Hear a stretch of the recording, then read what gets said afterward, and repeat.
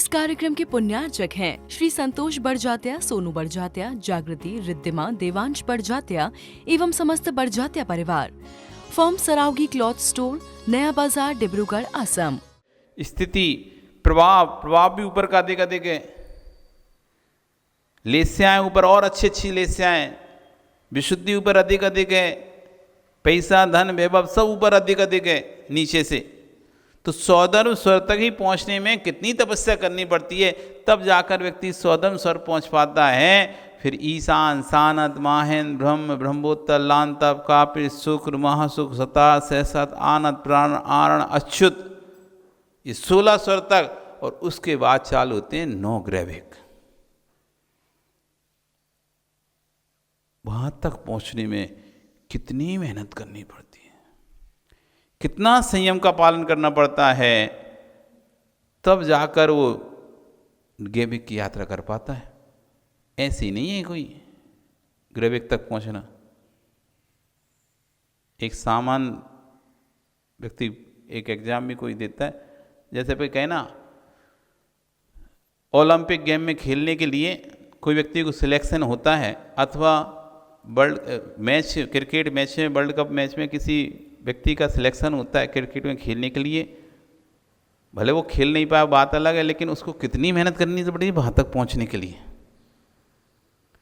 ऐसी घर से उठ के तो सीधा वर्ल्ड कप में तो नहीं पहुँच गया कोई, कितने स्टेप उसे पार करने पड़े होंगे। उस ओलंपिक में गेम में पहुँचने के लिए उसे कितनी जगह कितनी स्टेट हरानी पड़ी होंगी, उसे कितने लोकल के स्टेट को हरा के नहीं अपना रिकॉर्ड बनाना पड़ेगा, तब जाकर इंडिया का भारत का रिप्रेजेंटेशन करने के लिए उसको विदेश भेजा जा रहा है कि तुम भारत का प्रतिनिधित्व करोगे वहाँ जाकर उस गेम में। तो सोचो उसने कितनी स्टेप पार की होंगी। जब वो वहाँ पर हार जाता तो कितना दुख उसे होता है कि कितनी मेहनत से, मतलब जीवन का सर्वस्व व्यक्ति लगा देता है बस एक चांस प्राप्त करने के लिए। एक बार मौका मिल जाए, पूरा कैरियर उसी के ऊपर डिपेंड रहता है कि इसमें अच्छा परफॉर्मेंस कर दिया। लास्ट अभी तक तो सब अच्छा कर करके आते रहे, वो करते करते आज इस स्टेज पे पहुंच गए कि भारतीय क्रिकेट टीम में आपकी सिलेक्शन हो गया। अब वर्ल्ड कप की टीम में आपका सिलेक्शन हो, क्रिकेट टीम में हो गया अलग बात है, उसमें भी वर्ल्ड कप की टीम में सिलेक्शन हो गया। वहां तक पहुंचने में कितनी मेहनत लगती होगी। एक सामान्य ट्रॉफी में घुसने के लिए तो कितनी मेहनत लगती है, मतलब सिर्फ मात्र उस इंडियन टीम जो स्टेट की टीम होती है उनमें ही सिलेक्शन में कितनी मेहनत लगती है। पहले तो वहीं सिलेक्शन हो जाए मुश्किल होता है, हजारों लोग लगे हैं लाइनों में, लाखों। तुम नहीं समझना कि क्रिकेट खेलने सिर्फ देखने वाले बहुत हैं, खेलने वाले ही बहुत हैं। क्रिकेट को खेलने वाले ही बहुत हैं।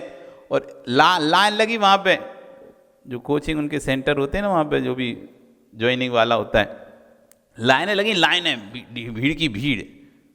कितने कम सिलेक्शन होते हैं। और वहाँ पहुँचकर भी यदि कोई व्यक्ति हार गया तो कितना दुख होता है। पूरा जीवन का सर्वस्व लगाने के बाद इतनी ऊंचाई तक पहुँचा और वहाँ पर परफॉर्मेंस खराब हो गया, लौट के आना पड़ गया। अब सोचो, तो एक कहते हैं सौधर्म स्वर तक पहुँचने में तो कितनी मेहनत लगती है, और फिर ग्रैविक तक पहुँचने में मतलब कितना चारित्र का पालन किया होगा, कितना निर्दोष चारित्र का पालन किया होगा, तब जाके कहीं ग्रैविक पहुँच पाया है व्यक्ति। लेकिन फिर भी उसका संयम काम में नहीं आया, क्योंकि वो संयम असंयम संज्ञा को प्राप्त हो रहा था, क्योंकि उसके अंदर श्रद्धा नहीं थी। उसको अपनी आत्मा की प्रभु शक्ति का बोध नहीं था। वो धर्म तो कर रहा था, लेकिन भगवत्ता को प्रकट करने के लिए नहीं कर रहा था। वो तपस्या तो कर रहा था, लेकिन अपनी प्रभु शक्ति को प्रकट करने के लिए नहीं कर रहा था। वो तपस्या कर रहा था भोग निमित्तम, आगामी काल में अच्छे भोग मिले, इसलिए वो तपस्या कर रहा। उससे अपनी आत्मा की प्रभु शक्ति का बहान ही नहीं है कि मैं भी भगवान हूं। आपको पता है आप भगवान हैं? विवेक पता है क्या तुम भगवान हो? ओ आरब, तुमको पता है तुम भगवान हो? पता है क्या? हाँ, तुम नहीं पता ना? हाँ, इसलिए तो समस्या यही तो हो रही है, पता ही नहीं हमको। एक व्यक्ति को पिताजी का स्वर्गवास हो गया, पिता चले गए, लेकिन अपने मित्र को कुछ बता के गए। जब पिता गए तो जो घर में था धन पैसा वो सब खत्म हो गया, और स्थिति ऐसी आ गई कि गरीबी की जीवन जीना पड़ रहा है उसके परिवार वालों को। घर में पैसा है, धन है, कुछ पता भी नहीं था किसी को कहाँ पर है। जो था सामने दिखाई दे रहा था तो उसको खा पी लिया, नष्ट हो गया। अब कुछ कमाई का जरिए नहीं, तो दूसरों के घर में बर्तन मांजती थी, और बेटा दूसरों की दुकानों में नौकरी करता था। ऐसे करते करते समय व्यतीत हो रहा था। बेटा अपने आप को अब गरीब महसूस करने लगा। जो कभी सेठ रहा करते थे अब वो गरीब हो गए, और उसके कपड़े भी उसी तरह के गरीबी के पहन, फटे पुराने कपड़े और फटा पुराना चेहरा। मतलब अब चेहरा भी बदल जाता ना। पैसा की चमक से चेहरे में चमक आती है, दो से चमक आती है, या तो संयम से चमक आती है या पैसे से चमक आती है। यदि जीवन में संयम हो तो आपका चेहरा चमकेगा, पक्का है। और यदि आपकी जेब में पैसा हो तो काला चेहरा भी चमकेगा, और पैसा नहीं है तो गोरा चेहरा भी फीका ही दिखेगा। देख लेना। तो पैसे की गर्मी बहुत बड़ी गर्मी है। वो गर्मी जिसकी जेब में आ जाए उसका काला चेहरा भी चमकता है, और वो गर्मी जिसकी चली जाए पैसे की तो गोरा चेहरा भी 24 घंटे लटका ही रहता है, लटका ही रहता है। तो दो चीज़ों से चेहरे पे चमक आती है। एक तो जिसकी जेब में पैसा भरा हो, घर में खूब अच्छे पैसा हो, मस्त, जब जो करना खर्चा तो हमेशा चमका रहता है उसका चेहरा। और एक जिसके पास संयम जिसने धारण कर लिया है उसका चेहरा चमकता है। और गरीबी में चेहरा, गरीबी में पुण्य तो गरीब होता ही है, शरीर भी गरीबी जैसा ही हो जाता है। तो उनका रहन सहन भी गरीबों जैसे ही हो गया बिल्कुल। चेहरे पर भी वो गरीबी झलकती थी।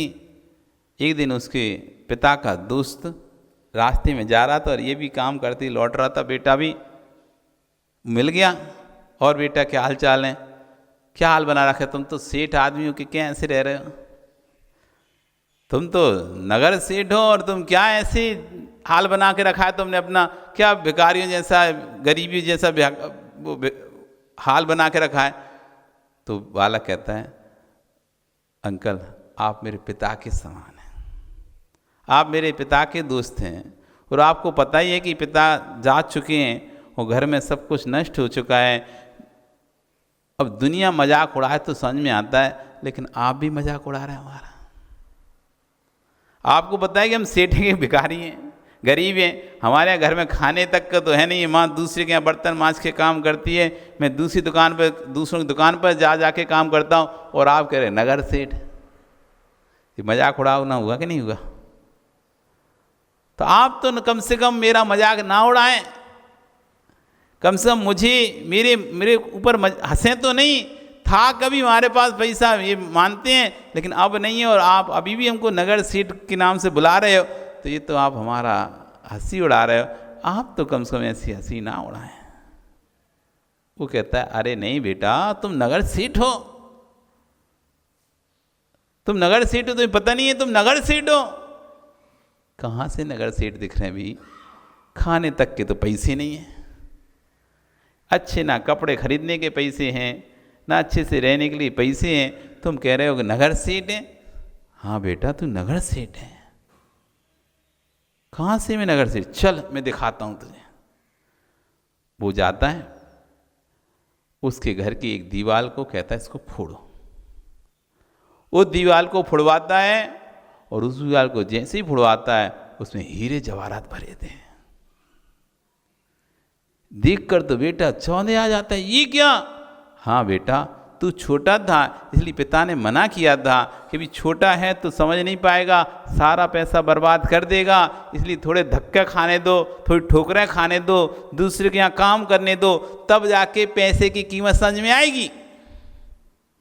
नहीं तो ऐसे ही पैसा मिल जाएगा तो जैसे वो मिटा दिया जो तो थोड़ा बहुत छोड़ के गए थे, ये भी तुम मिटा देते, क्योंकि तुमने तो कभी कमाया है नहीं है, किसी के यहाँ काम किया नहीं है, पैसे की क्या महत्वता होती है तुम्हें पता था नहीं, इसलिए पिता ने मुझे समझा के रखा था जब ये परेशान हो जाए और साल 2 साल दूसरे के यहाँ में नौकरी कर ले, इसे पैसे की कीमत मालूम पड़ जाए,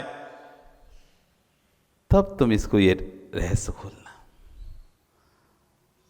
अरे उसने तो देखा, अब देख कर तो अब तो भैया उसके ताल चाल ढाल सब बदल गए।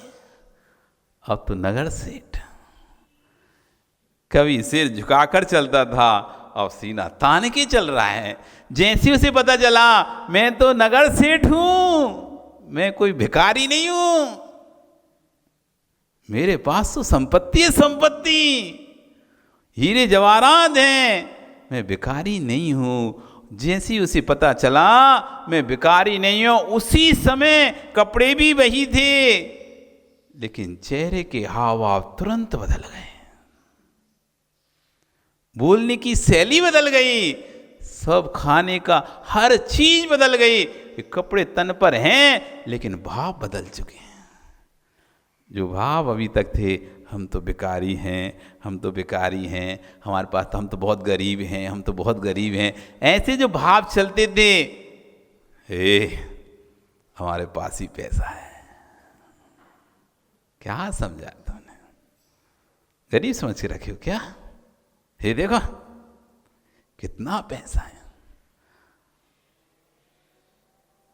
उसके हाव भाव बदल गए।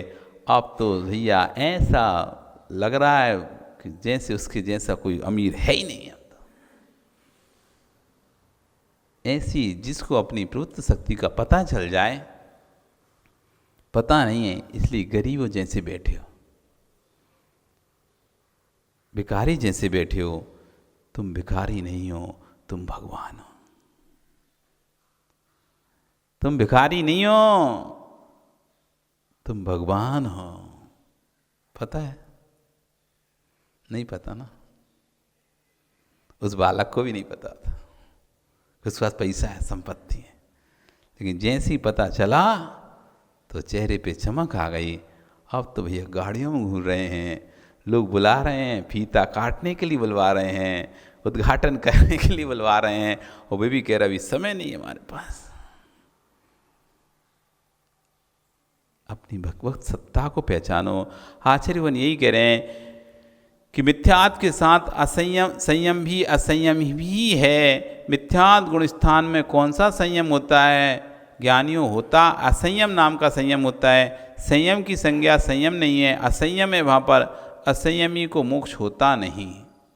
सम्यक भी प्रकट हो जाएगा, लेकिन मोक्ष तभी हो पाएगा जब संयम स्वीकार करेगा। असंयम में मोक्ष होता नहीं, असंयमी को मोक्ष मार्ग भी प्रारंभ हुआ नहीं है। सम्यक दृष्टि जीव को जो मोक्ष मार्गी कहा जाता है, वह उपचार से मोक्ष मार्गी कहा जाता है। चौथे गुण स्थान वाले जीव को मोक्ष मार्गी कहा जाता है, उपचार से कहा जाता है। वास्तव में मोक्ष मार्ग तो 6वें गुण स्थान से प्रारंभ होगा, जब वो संयम धारण कर लेगा। जब तक संयम धारण नहीं करेगा, तब तक मोक्ष मार्ग संज्ञा उसको प्राप्त नहीं हो पाएगी। सम्यक ज्ञान सम्यक दर्शन ज्ञान चात्राणी मोक्ष मार्गा। सम्यक दर्शन, सम्यक ज्ञान, सम्यक चात्र की जहाँ एकता है, उसका नाम मोक्ष मार्ग है। चौथे गुण स्थान वाले जीव के पास सम्यक दर्शन तो है, सम्यक ज्ञान तो है, लेकिन सम्यक चारित्र नहीं है, इसलिए वह मोक्ष मार्गी नहीं है। क्योंकि मोक्ष मार्ग पर जो चले उसका नाम होगा मोक्ष मार्गी। जो मार्ग पे चले वही तो मार्गी कहलाएगा। जो मार्ग पर चलेगा नहीं तो वो मोक्ष मार्गी कैसे कहलाएगा? और मोक्ष का मार्ग है सम्यक दर्शन ज्ञान चारित्र की एक रूपता। उस पर जो चलता है वो कहलाता है मोक्ष मार्गी। सम्यक दृष्टि जीव अभी सम्यक दर्शन से युक्त है, सम्यक दर्शन से युक्त होने से सम्यक ज्ञान युक्त हो गया, लेकिन अभी चारित्र से रहित है, इसलिए वह मोक्ष मार्गी नहीं है। उपचार से कह लें कि आगे चलेगा, इसलिए अभी उससे पहले से कह दिया कि हाँ ठीक है, ये उपचार से मोक्ष मार्गी है, लेकिन वास्तव में मोक्ष मार्गी अभी नहीं हुआ है। चारित्र का उदय उसके अंदर हुआ नहीं है, और चारित्र उदय न होने के कारण उसे उपचार से मोक्ष मार्गी भले कह दें, लेकिन फिर भी वह मोक्ष मार्गी नहीं है। मोक्ष मार्गी तभी होगा जब सम्यक दर्शन, ज्ञान और चारित्र संयम साथ में आएगा। प्रभुत्व शक्ति जब प्रकट होने का लक्ष्य उसके अंदर आएगा और संयम को धारण करेगा, तब वह मोक्ष मार्गी होगा। समझ में आ रहा है कि सुनने में आ रहा है? सुनने में आ रहा है कि समझने में आ रहा है? ओ कमल जी, किस में आ रहा है? सुनने में कि समझने में?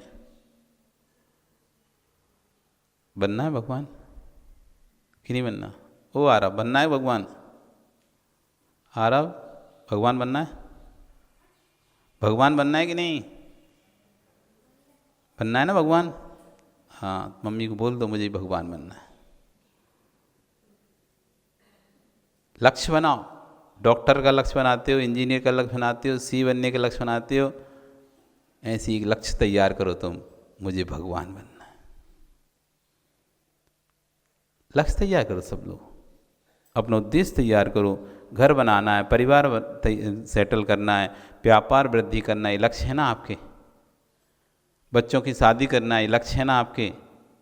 ऐसी भगवान बनने का लक्ष्य तैयार करो। है लक्ष्य आपका? ओ जय कुमार जी, भगवान बनने का लक्ष्य है क्या कि सिर्फ बेटी की शादी करने की लक्ष्य है? ओ मोतीलाल जी, क्या लक्ष्य है तुम्हारा? कर्जा चुकाने का क्या लक्ष्य है? बेटी की शादी करने का लक्ष्य है कि भगवान बनने का लक्ष्य है? भगवान बनने का लक्ष्य है ना। तो जैसे बेटी की शादी का लक्ष्य आपने रखा, तो रिश्ता ढूंढ रहे हो, जगह जगह परेशान हो रहे हो कि मिल जाए, कोई मिल जाए, कोई मिल जाए। इससे बोलते हो, उससे बोलते हो, उससे बोलते हो, भैया तुम देखो कोई लड़की है क्या, तुम देखो कोई लड़की है, कोई आए। लक्ष्य जब निर्धारित करते हो तो उसके लिए पुरुषार्थ करते ही नहीं करते। सुनील, लक्ष्य है ना आपका बेटे की शादी करना, तो लड़की ढूंढ रहे कि नहीं ढूंढ रहे? कि सिर्फ लक्ष्य की बनाया है, ढूंढ कुछ नहीं रहे, मेहनत नहीं कर रहे हो ना मेहनत? जो भी मिलता है, रिश्तेदार मिलने वाला, जुलने वाला, कोई भी मिले, एक दिख तो जाए कोई लड़की, तुरंत कौन की लड़की है, इसकी शादी हुई है कि नहीं हुई है, इसको शादी करना है कि नहीं, मतलब तुम ऐसे टूट पड़ोगे। अभी उधर सम्मेलन हुआ, कहाँ पे? गुवाहाटी युवती सम्मेलन हुआ, युवक युवती सम्मेलन हुआ। 500 लड़के आए, 2 लड़कियां। तो वे 2 लड़की के माता पिता पर ऐसे टूट पड़े सारे लड़के वाले। करोगे क्या? जैसे मांस के लोथड़े पर चील चोगा गिद्ध लूटने फिरते हैं, ऐसे 2 पर लूट पड़े कि करोगे। क्यों? लक्ष्य सबने निर्धारित करके रखा है ना, हमें अपने बेटे की शादी करनी है। तो जैसे ही लक्ष्य करते तो कोई थोड़ा दिख जाए, बस थोड़ी तुम्हें लग जाए कि हाँ हो सकता है, कुछ थोड़ा बहुत भी उम्मीद लगे जैसी भी, तो आप तो फिर पूरी मेहनत कर देते हो। रिश्तेदार को फ़ोन लगा लेते हो, उसके जो रिश्तेदार हैं उसको फ़ोन लगा के बोलते हैं, भैया तुम्हारे भाई की लड़की है, तुम्हारी बहन की लड़की है, करो कुछ, पूछो, देखो, करो। और जो भी आसपास के संबंधी, जहाँ तक हो सकता है पूरा मेहनत करते हो, नहीं करते? क्यों? लक्ष्य है बेटी की शादी। जैसे बेटी की शादी लक्ष्य होने पर लग जाते हो, ऐसी लक्ष्य यदि भगवान बनने का है तो फिर लगना तो पड़ेगा। सब काम करते करते शादी की व्यवस्था भी करते हो, शादी ढूंढते हो, इस सब काम करते करते भगवान बनने का यदि लक्ष्य बनाया है तो उस दिशा में भी कदम आगे बढ़ाओ, तब तो कहेंगे हाँ आपका लक्ष्य है। और नहीं बढ़ रहा तो कोई लक्ष्य नहीं है, फालतू की बकवास है फिर। इस कार्यक्रम के पुण्यार्जक थे श्री संतोष बड़जात्या, सोनू बड़जात्या, जागृति, रिद्धिमा, देवांश बड़जात्या एवं समस्त बड़जात्या परिवार। फर्म सरावगी क्लॉथ स्टोर, नया बाजार, डिब्रूगढ़, असम।